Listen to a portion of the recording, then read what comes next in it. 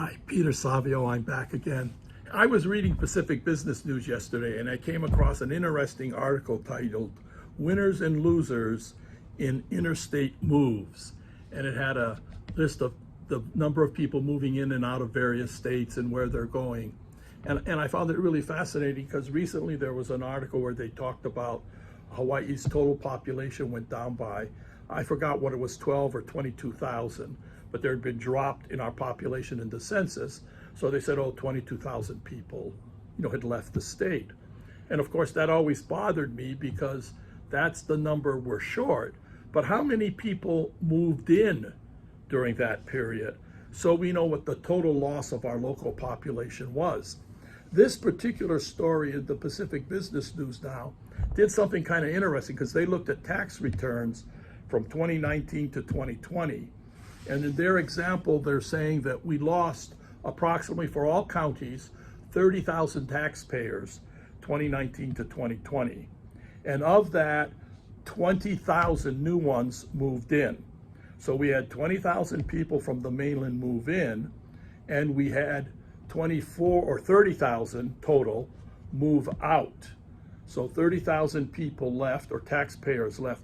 Now remember, a taxpayer could be a single person, could be a family.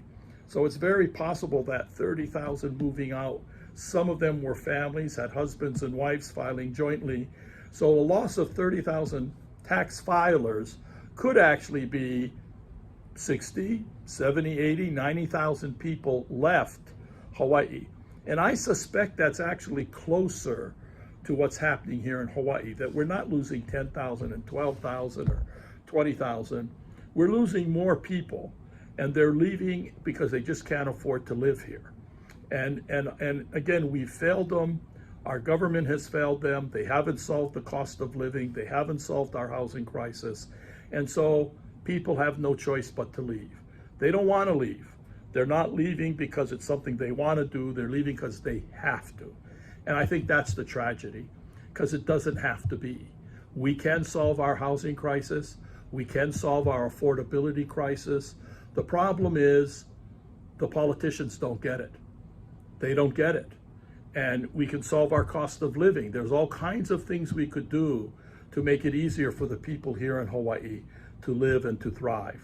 And I've done a whole series of tapes where I'm talking about different things. And again, I encourage you to look at that. But I want you to start thinking about the information they give out when they tell you 12,000 people left because the population went down by 12. That just tells you the net amount. You got to really think about what they're saying, because they don't always think it through themselves. And if we're saying 12,000 people left or 20,000 people left, we go, well, okay, that's unfortunate, but it's not a big deal.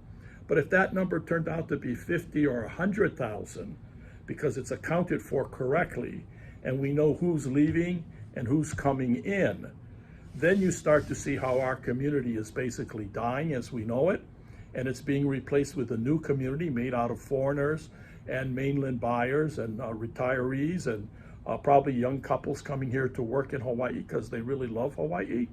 So the movement is good. It's good for a community.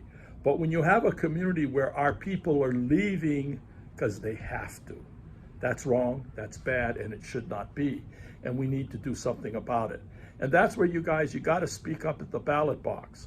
We've got to let the people running for office know it's about our community. They have to pay more attention to our community. They have to stop giving all of these concessions and benefits away to mainland guys and letting us local guys suffer. There's no reason for this to happen. Our people should be living here, they should be thriving here, and all it needs is better leadership. And that's why I'm really encouraging people to look at Duke Iona's platform, especially his housing platform. It is the solution. It will solve our housing crisis. It will make it easier for people to live and thrive here. It will lock in their biggest monthly cost, which is housing. Also, he has programs to help reduce the cost of living. The key is the Republicans haven't had a chance to put their programs into place. The Democrats have had 60 to 70 years, and they failed. And they keep on promising. They come up with 10 points, 20 points. They're going to tell you what they do. It doesn't matter. Their party is so ingrained. They are beholden to everyone in town. They cannot make the decisions that benefit the majority of the people. So all us little guys, we got to go and vote, and we got to vote the Democrats out of office. It's the only way this state is going to survive as we know it. It's the only way our children will thrive here and be able to buy a home here. It's the only way our parents can afford to stay here, and we want to stay, and everything else that comes with that. So again, please listen to the tapes, start a discussion, call your friends, tell people, hey, this is really important. Let's talk about this. We're way too nice in accepting what they say. Oh, we're going to solve the problem. We have an idea. Guys, you had 70 years. You haven't done it. What makes you think we should believe you? I really encourage you to give Duke Iota a chance. I'm working with him. I like his housing policy. It is the solution. It will work.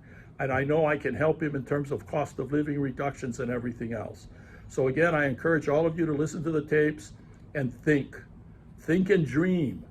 Dream about what could be, not what is. We're too locked into what is. We think this is what it is. It's always been this way. No, it's always been this way because we haven't been willing for change. We need change. This is the election. Please go out and vote. Thank you so much for listening.